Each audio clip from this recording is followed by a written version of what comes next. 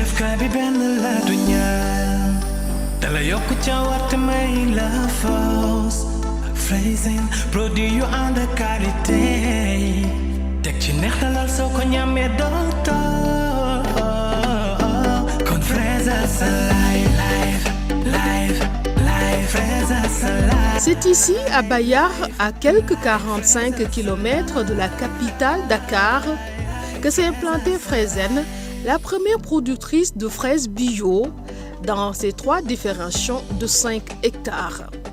Souleymane Agne, ingénieur en agronomie, en est le promoteur. L'entrepreneur a également choisi cet endroit pour y expérimenter d'autres variétés de cultures très rares, tout en respectant les exigences écologiques. L'idée, c'est aussi de contribuer un peu en fait aux problèmes climatiques auxquels nous sommes confrontés ces derniers jours, ces dernières années. C'est de voir comment recycler tout ce qui est déchets plastiques. Parce que vous prenez dans d'autres pays, il y a presque 45 000 tonnes de déchets plastiques qui sont utilisés pour produire des fraises, notamment dans les pays comme Espagne, Europe, etc. L'idée ici au Sénégal, c'est de produire de la fraise, mais de ne pas commettre les mêmes erreurs qui se commettent de l'autre côté. Donc c'est pourquoi on essaie d'utiliser les plastiques pour les recycler et produire de la fraise autrement. Ici aussi, on produit d'autres cultures en dehors de la fraise, comme des expérimentations sur les cultures comme l'arachide de bouche, qui ne sont pas trop connues par les Sénégalais, aussi des cultures comme le piment avec certains types de variétés, la tomate et bientôt la framboise et la pomme, etc. Fort d'un réseau de 450 membres producteurs qui devront à leur tour produire de la fraise, ils sont d'ailleurs présents dans 17 pays d'Afrique. Fraizen qui emploie plus de 15 jeunes avec une demande forte de 40 tonnes par semaine. Ces fraises fraîchement cueillies sont distribuées dans plus de 60 magasins, dans les plus grandes surfaces ou encore dans plus de 30 hôtels et restaurants.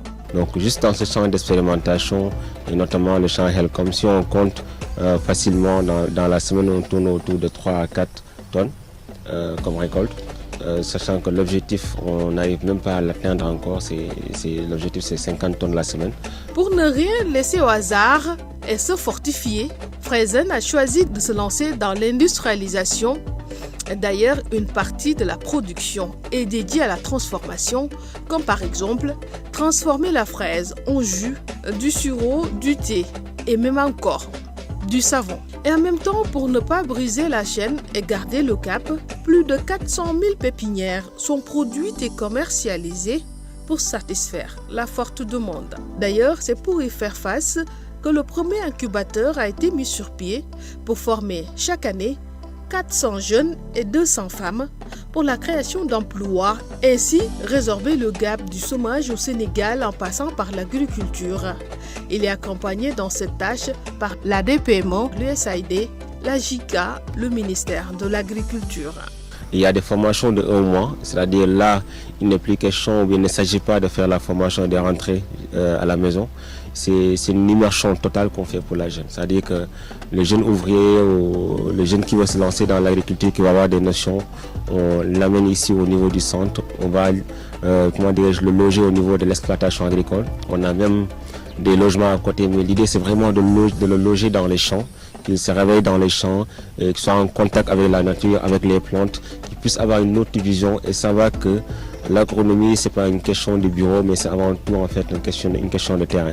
Fraizen travaille avec la DPMO, l'ISRA, CRAS, USDA pour une amélioration de la production en quantité et surtout en qualité.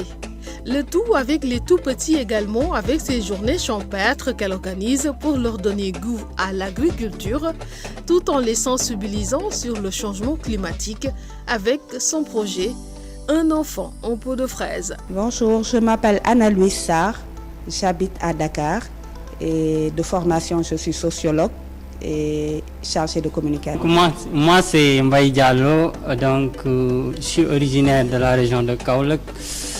Je suis aussi agronome de formation.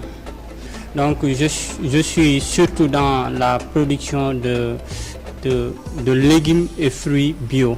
Je m'appelle Fatou Mbaye, je suis doctorante à l'université de Thiès. Je travaille avec le laboratoire de l'école polytechnique de Thiès. La formation est primordiale dans toute chose qu'on veut faire. Alors cette formation est carrément innovante par rapport à toutes les démarches qu'on a apprises en entrepreneuriat. Cette démarche demande de commencer petit, de commencer par un plan d'action, de maîtriser les procédures culturelles avant de mettre à l'échelle. Une démarche que je trouve très prudente et très salutaire parce qu'il y a beaucoup d'échecs en matière d'entrepreneuriat et il est important que les gens, avant de se lancer, soient préparés.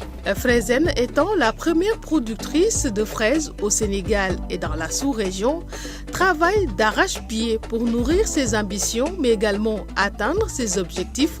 C'est fort de tout cela que d'ailleurs beaucoup de prix lui sont décernés au niveau national et international. Souleymane Agne ne compte pas s'arrêter en si bon chemin. Il va ainsi conquérir le marché africain et le marché mondial pour y expédier la fraise made in Sénégal. Nous avons gagné pas mal de prix au niveau national, aussi au niveau international et au niveau de la sous-région. Donc au total, nous avons 19 prix que nous avons remportés ici en Afrique et au niveau mondial. Des prix comme par exemple la meilleure start-up de l'année ici au Sénégal, la meilleure start-up en Afrique de l'Ouest, le prix Afrique que nous avons remporté en Europe, en France, et pas mal d'autres prix que nous avons remportés dans le cadre de notre développement, si je peux les citer ainsi. Cela montre tout simplement en fait, que nous avons en fait, les gens gardent à l'esprit que Fraizen est en train d'abattre des choses et qu'il est en train de réaliser en fait des choses qui jusque-là peut-être ça devait être le travail du gouvernement. Parce que nous avons choisi nous-mêmes de prendre ça et d'en faire notre propre objectif. Et à l'heure où je vous parle, peut-être il y avait 10 ans en arrière, on ne parlait pas de la fraise au Sénégal. Mais là, présentement, quand on parle de 5 pays producteurs de fraises, on cite le Sénégal. 15 jeunes travaillent dans ce champ expérimental. 25 autres personnes y interviennent temporairement. L'objectif est de cueillir 50 tonnes de fraises par semaine. Le jeune entrepreneur ne se lâche jamais. C'est la tâche à laquelle il s'attelle tous les jours. Une chose bien possible, d'où l'appel lancé à l'endroit des autorités pour que l'initiative soit boostée. Il est important que les décideurs, que les agents de développement, que nos gouvernants soutiennent des initiatives comme celle de M.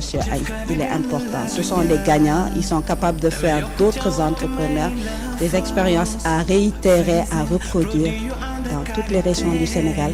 Ils méritent qu'on s'intéresse à ce qu'ils font. Donc l'État devait l'appuyer, devait le soutenir, devait l'accompagner pour qu'il puisse élargir son activité. Life, life, life,